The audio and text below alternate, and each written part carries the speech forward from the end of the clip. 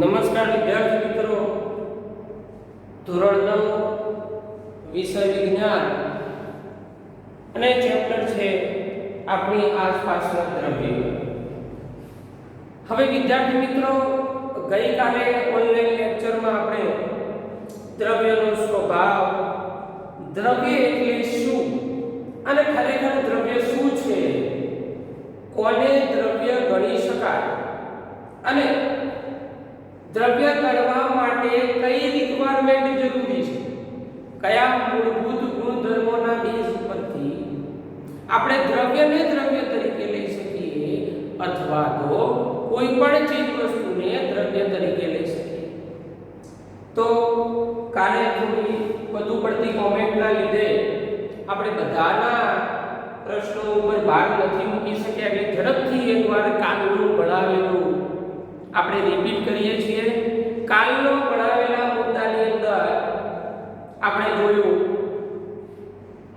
કે વિજ્ઞાન વિષયનો ખ્યાલ મેળવ્યો, ત્યારબાદ આપણું ચેપ્ટર નંબર 1 એટલે કે આપણી આસપાસના દ્રવ્ય, ચેપ્ટરના નામ પરથી જ ખ્યાલ આવે આપણી આજુબાજુ, આપણી આસપાસ જેટલી પણ ચીજ વસ્તુઓ રહેલી છે એને આપણે દ્રવ્ય તરીકે સમજ્યા.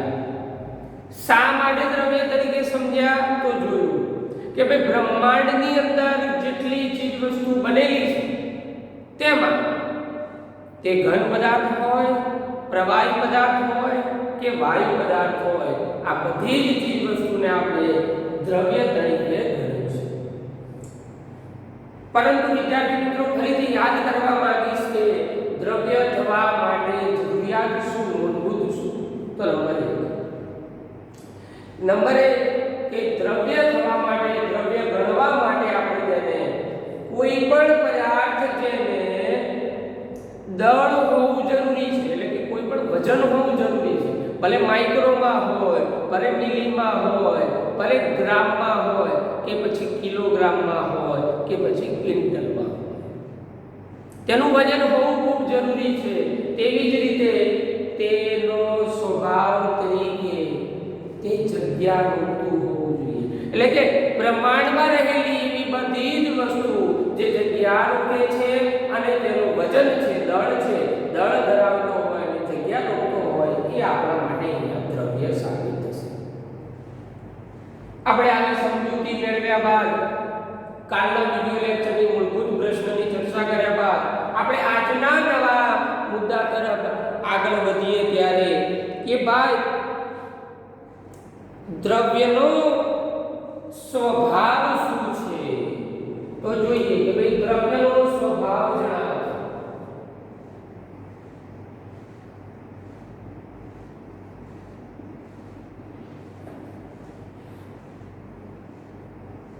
કાલે આપણે ભણ્યા કે દ્રવ્ય એ શું છે.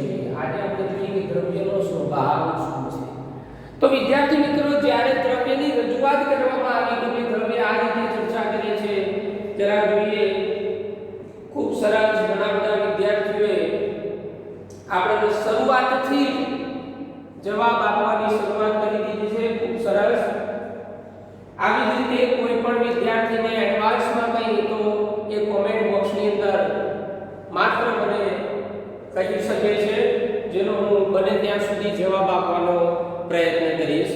તો આગળ જોઈએ તો દ્રવ્ય એ એવી ચીજ વસ્તુ છે, સમજો કાલની જે ગતિવિધિ હતી ઉપરથી આજે સરસ મજાના જવાબો અહીંયા આવે છે, એ ખૂબ સારી બાબત ગણી શકાય. આવી જ રીતે દરેક વિદ્યાર્થી મિત્રો આ ઓનલાઈન વિડિયો લેક્ચરની અંદર આપનો સૌનો, આપણા બંનેનો સહકાર સાથે ખૂબ સરસ શૈક્ષણિક કામ આપણી પાયોનિયર સ્કૂલો, એટલે કે પાયોનિયર સ્કૂલની અંદર થાય છે. આપ સૌનો ખૂબ ખૂબ આભાર. ફરીથી કે દ્રવ્યનો સ્વભાવ શું છે, શું જણાવે છે દ્રવ્ય એટલે શું, તો એ કાલે ચર્ચા કરી. પરંતુ દ્રવ્ય બહાર પાડતા આપણે કેટલું જોયું? તો નંબર 1 કે જે પદાર્થ દળ અને જગ્યા રૂપે એને આપણે દ્રવ્ય તરીકે ઓળખ્યું. આ સામાન્ય મુદ્દાઓની ચર્ચા કરું છું.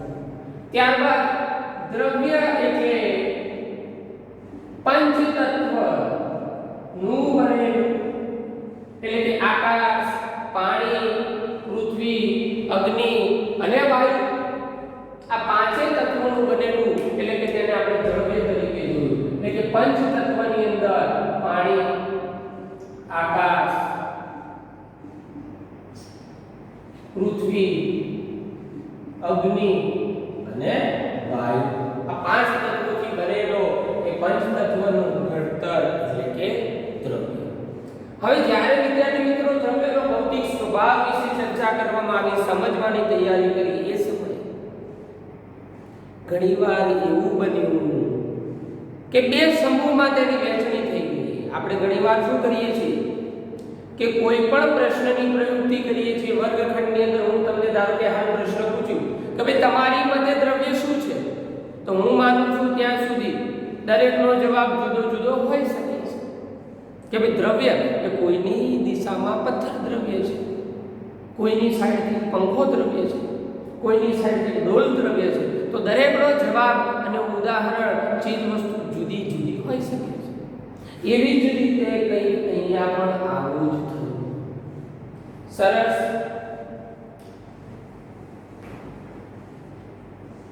આગળ વધીએ ત્યારે ખૂબ સરસ દ્રવ્યનો સ્વભાવ સમજતા પહેલા હું લાવું છું બે સમૂહની અહીંયા વહેંચણી થઈ ગઈ. Okay, thank you.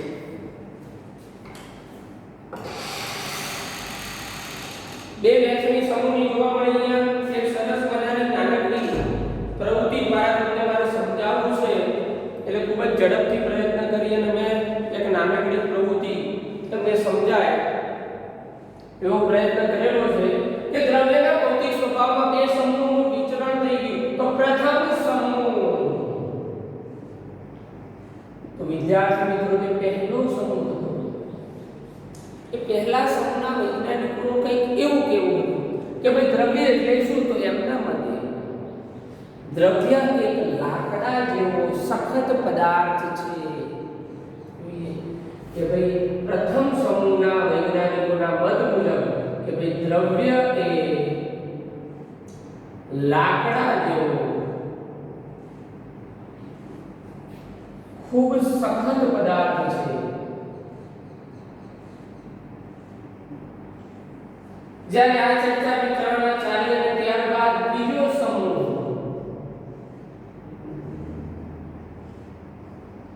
એટલે કે બીજા સમૂહના જે વૈજ્ઞાનિકો જોવા મળ્યા તેમને શું કીધું, તો તેમને અહીંયા આપણને જણાવ્યું કે ભાઈ પ્રથમ સમૂહે એવું સૂચવ્યું કે ભાઈ દ્રવ્ય એ લાકડા જેવો ખૂબ સખત પદાર્થ છે.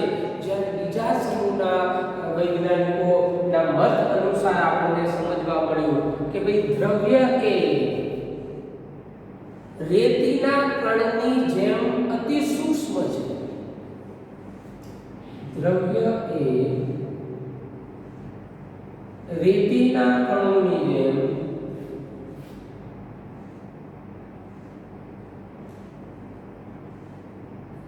અતિ સૂક્ષ્મ છે. તો આયાના સ્વભાવની અંદર આપણને બે નવી ગતિવિધિ જોવા મળી કે ભાઈ પ્રથમ સમૂહ અને બીજો સમૂહ બંનેની અંદર આપણે જોયું કે દ્રવ્ય એ લાકડા જેવો ખૂબ જ સખત પદાર્થ છે, જ્યારે દ્રવ્ય એ રેતીના કણની જેમ અતિ સૂક્ષ્મ છે. આ બંને સમૂહના મત મુજબ એ નાના નાના કણોના વિભાગની અંદર આપણને તે જોવા મળે છે. જોઈએ ત્યારબાદ જોઈએ તો જોવા મળે કે ભાઈ તેના સ્વભાવની અંદર કે દ્રવ્ય એ દળ, આકાર અને તેના સ્વભાવ પ્રમાણે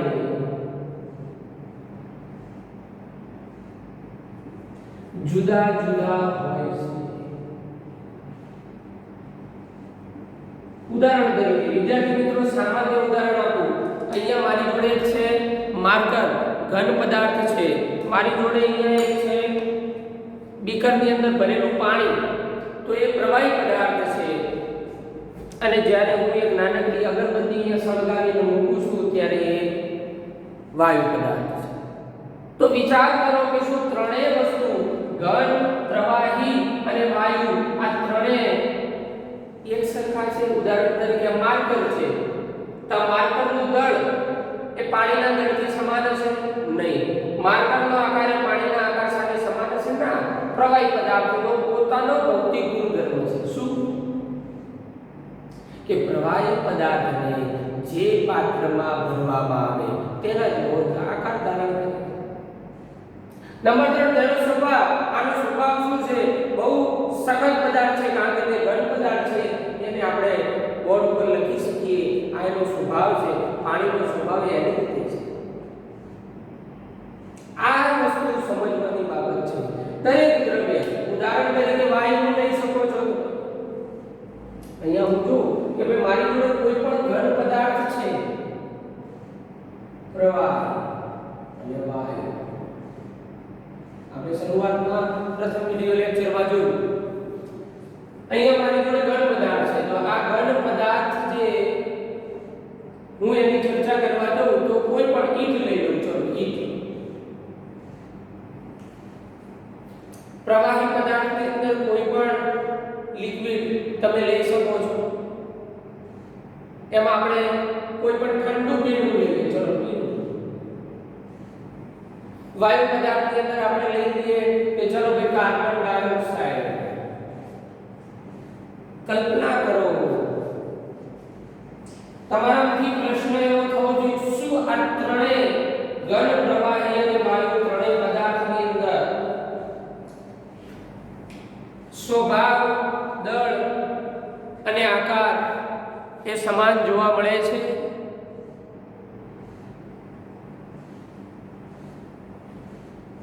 સમાન જોવા મળે છે? ખૂબ સરસ. નથી? ખૂબ સરસ. ઘણા બધા વિદ્યાર્થીઓને એ જવાબ મળેલો છે કે ભાઈ દ્રવ્ય કણોની અંદર દરેક દ્રવ્ય કણ એ એકબીજાથી આકાર, સ્વભાવ અને દળથી જુદું પડતું જોવા મળે છે. તો ઘણા બધા વિદ્યાર્થીઓની આ કોમેન્ટ આપણે જોઈ શકીએ છીએ. ખૂબ સરસ. એનો મતલબ એવું સમજી શકીએ દરેક વિદ્યાર્થી મિત્રો લેક્ચર એટેન્ડ કરે છે અને ખૂબ ચીવટતાથી વિડિયો લેક્ચરનો આનંદ માણે છે. આગળ વધીએ ત્યારે તો આપણે એટલી વસ્તુ સમજી ગયા છીએ કે અહીંયા પણ મારે તમને એક વસ્તુ સમજાવી છે, વાયુ. બેટા દરેકના સ્પેસિફિક ગુણધર્મો છે જે આપણે આગળના ભાગમાં જોઈશું. આગળના ઓનલાઈન વિડિયો લેક્ચરમાં આપણે નિહાળીશું કે ભાઈ ઘન પદાર્થ, પ્રવાહી પદાર્થ અને વાયુ આ ત્રણેય વસ્તુ, આ ત્રણેય ત્રણના અલગ અલગ સ્પેસિફિક પોતાના ગુણધર્મો છે. તો એનો આપણે પછી શાંતિપૂર્વક અભ્યાસ કરીશું. પરંતુ વાયુની વાત કરવા જઈએ તો વાયુનો એક સ્પેસિફિક ગુણધર્મ છે પ્રસરણ. એક નાનકડું ઉદાહરણ આપીશ. હું અહીંયા ઊભો છું. પેલી દિવાલના મારા વર્ગખંડના ખૂણાના ભાગે એક નાનકડી અગરબત્તી સળગાવીને હું અહીંયા હું ઊભેલા વ્યક્તિને પૂછીશ કે ભાઈ તને શું પેલા ખૂણામાંથી અગરબત્તીની સુવાસ કેવી આવે છે? એ મને 100% સાચો જવાબ આપશે, પરંતુ એનું કારણ શું? સમજવા જેવી બાબત છે. એનું કારણ શું કે મને એ ખૂણામાં ઊભેલા વ્યક્તિને સાચો જવાબ મળે, અગરબત્તી પેલા ખૂણામાં છે?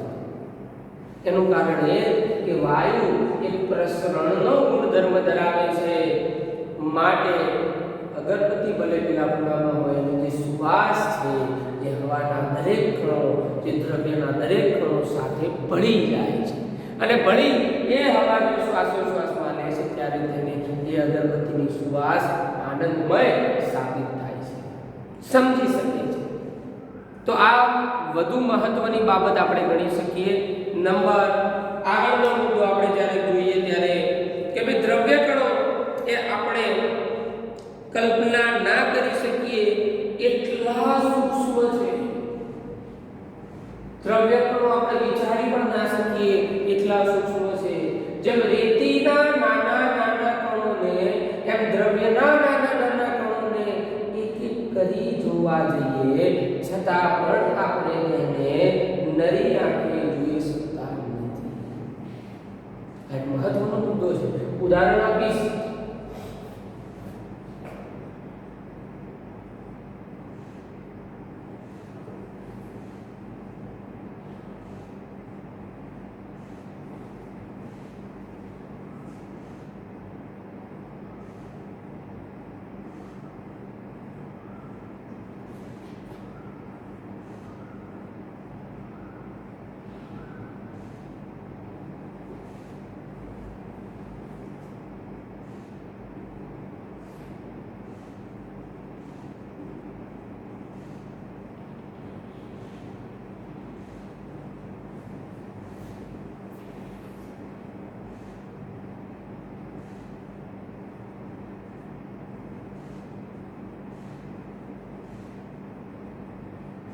આપણને નરી આંખે દેખાતા નથી, અતિ સૂક્ષ્મ છે, ખૂબ જ સૂક્ષ્મ છે. આપણે જોવા જઈએ કે ભાઈ રેતીના નાના નાના કણો છે, આ કણોના બહાર મૂકી અને તેને જોવા જઈએ છતાં પણ તે આપણને નરી આંખે દેખાતા નથી.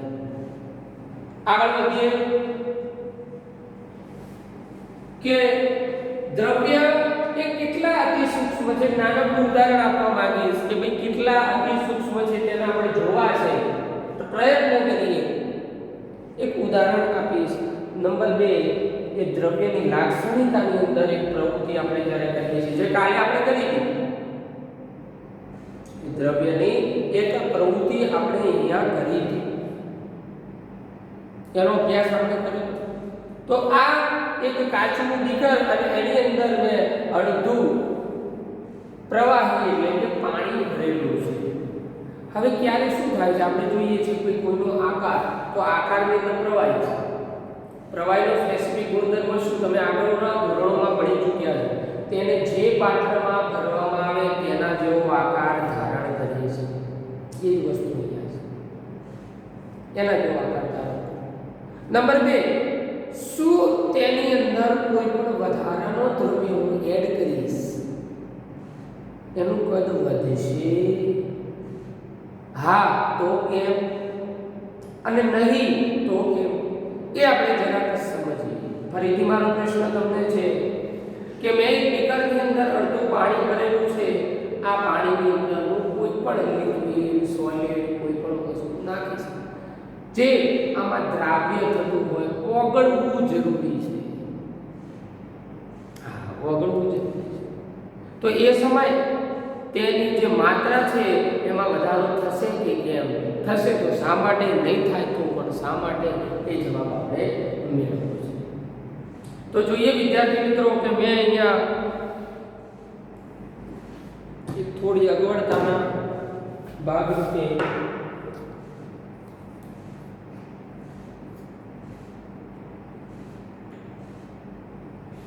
એક જ પ્રયોગની અંદર આપણે કેટલા સમજી શકીએ છીએ.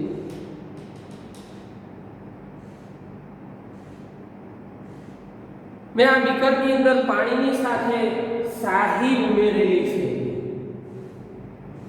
તમે કદાચ કેમેરાની અંદર વિઝ્યુઅલ કરી શકતા હશો કે આ શાહી એક પાણીના ઉપરના ભાગમાં તરે છે. હજી મિશ્ર થઈ નથી. જ્યારે હું આને મિશ્ર કરવાનો પ્રયત્ન કરીશ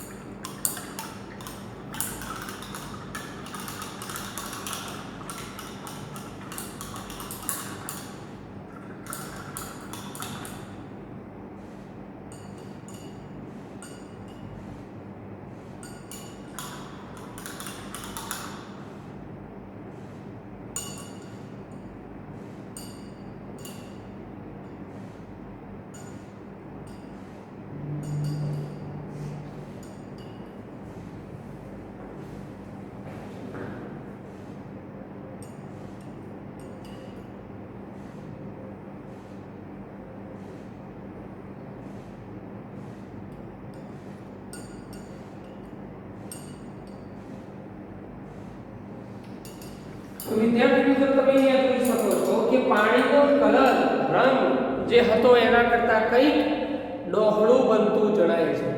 પરંતુ જો એનું નિરીક્ષણ કરવા જો મેં અહીંયા એક્ઝેક્ટ 150 ml ભર્યું હતું, એ 150 ml ત્યાં સુધી તે સ્થગિત છે, જોઈ શકો. એટલે કહેવાનો મતલબ કે આ પ્રવાહીની અંદર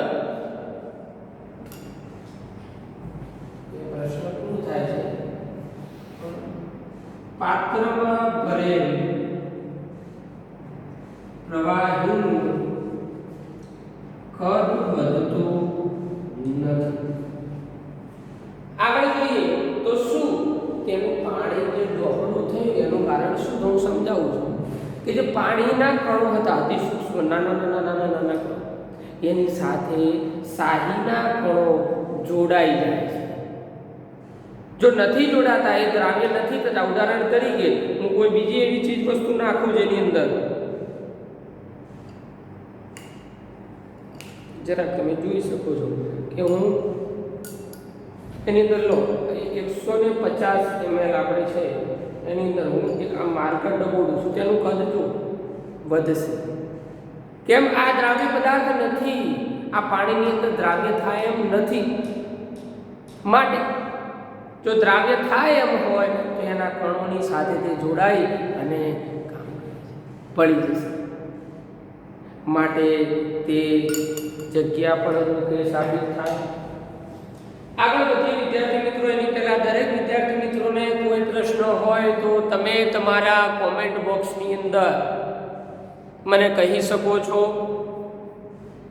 ઝડપથી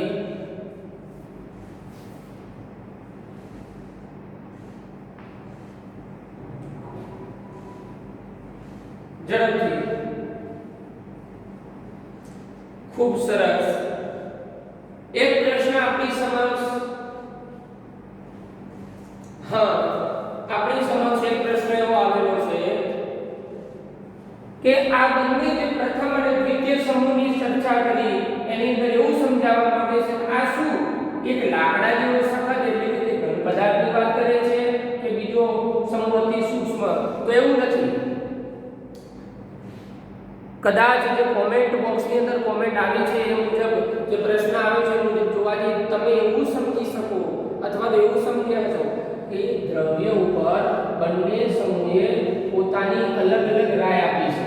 કે ધારો પ્રથમ સમૂહે કીધું કે દ્રવ્ય એ લાકડા જેવો ખૂબ સખત પદાર્થ છે, તો બીજા સમૂહે કીધું ના એવું નથી, દ્રવ્ય રેતીના કણ જેવો અતિ સૂક્ષ્મ છે. આ વાત નથી. પ્રથમ સમૂહે એવું જણાવ્યું કે દ્રવ્ય લાકડા જેવો ખૂબ સખત પદાર્થ છે, એ તો છે. તદુપરાંત ઘણા એવા પણ દ્રવ્ય છે જે રેતીના કણની જેમ અતિ સૂક્ષ્મ છે. આપણને બે વસ્તુ સમજાવવા માંગે છે. જે પ્રથમ સમૂહ બીજી સમૂહને પણ સ્વીકારે છે, બીજો સમૂહ પ્રથમ સમૂહની વાતને પણ સ્વીકારે છે. ફરીથી જોઈએ વિદ્યાર્થી મિત્રો, દ્રવ્ય શું કહે છે? એ પ્રથમ સમૂહ એ લાકડા જેવો ખૂબ સખત પદાર્થ છે એ પણ શબ્દ આવે છે, અને બીજો સમૂહ કે તદુપરાંત એના સિવાય દ્રવ્ય રેતીના કણની જેમ અતિ સૂક્ષ્મ પણ જોવા મળે છે. ચલો ત્યારબાદ કોઈને આના રિલેટેડ કોઈ પ્રશ્ન હોય, બંને મુદ્દાઓ ફરીથી એકવાર રિપીટ કરી લઉં છું કે ભાઈ દ્રવ્ય કોને કહીશું? તો કાલે આપણે જે ચર્ચા કરી કે દળ, આકાર અને તેના સ્વભાવ પ્રમાણે જુદા જુદા હોઈ શકે છે. દ્રવ્ય કણો એટલા અતિ સૂક્ષ્મ છે. આપણે જરા બીજા સમૂહની વાતને સાંકળતા જોઈએ તો રેતીના નાના નાના કણોની જેમ તે પણ ખૂબ સરસ રીતે નરી આંખે આપણે જોઈ શકતા નથી, એટલા સૂક્ષ્મ આપણને અહીંયા જોવા મળે છે. હજી કોઈ વિદ્યાર્થી મિત્રો? ઘન, પ્રવાહી અને વાયુ, બરોબર છે. તો વિદ્યાર્થી મિત્રો એમાં એવું છે ઘન, પ્રવાહી, વાયુ ત્રણેયની જે આપણી ગતિવિધિ છે આપણે ઊંડાણપૂર્વક તેને સમજવાની જ છે.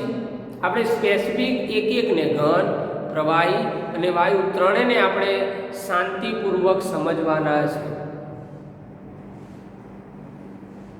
ત્યારબાદ કોઈને કોઈ તકલીફ?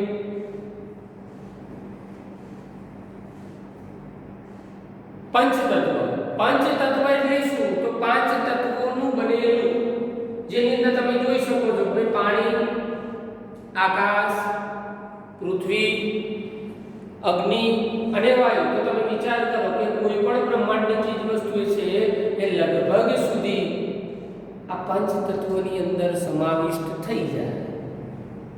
પાંચે પાંચ તત્વો જે છે તેની અંદર તેનો સમાવેશ થઈ જશે. હા, ચલો ત્યારબાદ